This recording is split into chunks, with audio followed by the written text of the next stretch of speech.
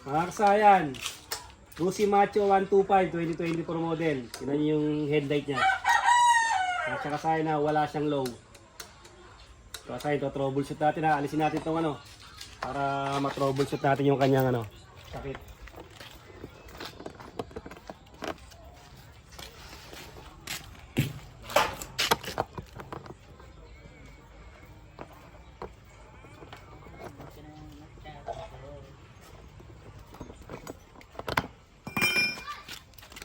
Macho 125 do kasayan ha. Kinaklats muna siya bago siya i-start. Ayaw ah. Wala ayaw. Clutch. Sa clutch pala no. Oh, preno pala to. Ika-clutch muna siya bago siya mag-start ha. Bagong model ng Macho. Pero pagka ayaw niya mag-start. Kahit mag-preno yung dalawa. Kahit mag-preno ang dalawa. Oh, sa clutch pala siya. Clutch. Sa clutch siya kasayan kumukuha ng ano ng starter ha, hindi sa pala sa preno. Kailangan naka-clutch siya bago siya i-start. Philip. Oh, magaling magbaklas yan yung ano natin, kasayan natin na may Rusi.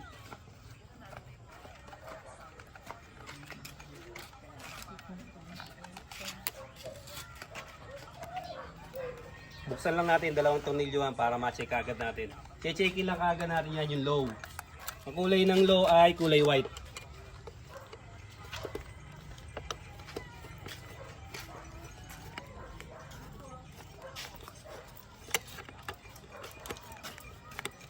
Lagyan natin sa body ground or negative ha. Ang ating test light. Para paglabas ng ano, itetest na kagad natin. Okay, ito. Yung low natin ha. Hanapin nyo kagad yung kulay white. Kasi gumagana yung blue eh. Yung blue na yan, sasabay sa ano yan pagka nag-ilaw tayo. Yan siya. Dapat sasabay din yung white. Yung white na to dapat iilaw din to ha pagka nag-ano naman tayo nag-low.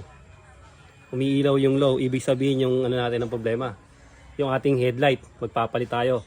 Huwag mag-alala, pag magpapalit tayo, marami tayong bulb niyan. Libre stock bulb. Ito siya ha. Saan tingnan nyo, ito yung ano niyan ha. Pag magpapalit ha, tatanggalin lang natin to. Ibig sabihin na pundi agad. Ito ha, ito. Tulak, tapos ayan, ganyan yun o, kakalas na siya. Tulak, pakalas. Tandaan mo ha, pag ganito yan ha, tapos tulak pag ilalak. O, tanggalin mo yung bulb.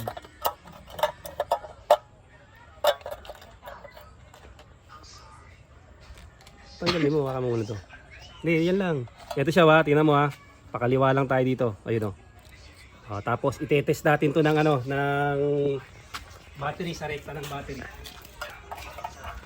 So ayan, hanapin mo nga yung ganito natin sa box. Dito, ganitong ilaw ha, ganito kalaki. Hanapin mo sa box.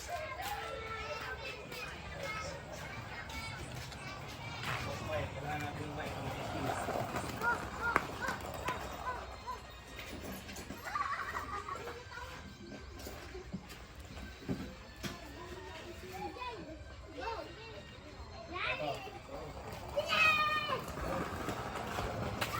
Ito, ganito ha. Ganito kasi pag magte-testing ha. Gagamitin natin pang testing natin. Lalagay lang natin sa negative para malaman natin kung buo o hindi. Kung sira, ito, meron tayo rito. Kung sira halimbawa, lagay natin sa body ha. Tapos, iyan lang natin yung dalawa. Kailangan magkaroon siya parehas. Okay, meron yung isa. Sira yung isa. Testing natin yan. Okay, meron. Kabila. Meron. Ibig sabihin kasi ang sira niya itong bulb. Papalitan natin ang bulb. Hawakan mo to para may remembrance ka kay ano, kay Macho. Ito na kasi na iano na natin oh. Ilalagay na natin. Ito ba yung ano natin bago na storage? Pag hindi pumasok sa kabila. Oh, mahigpit. Sa kanal lang ha. Kailangan nakapasok sa kanal. Yan. Tapos bago natin ilagay, testing muna natin. Gano'n na yung high and low? Okay, may high and low na siya. Ito na yung paglalagay. O, kabit mo na. Ako natin magkabit nga. Para makita ko kung talagang nanood ka. Yan. Para makita mo yung ano, yung marking. Kung tinitingnan mo yung ano, ginagawa. Tapos sasundan ko na eh. O, tapos lock, yung ano, spring. spring lock. Ganyan. Nakapasok doon.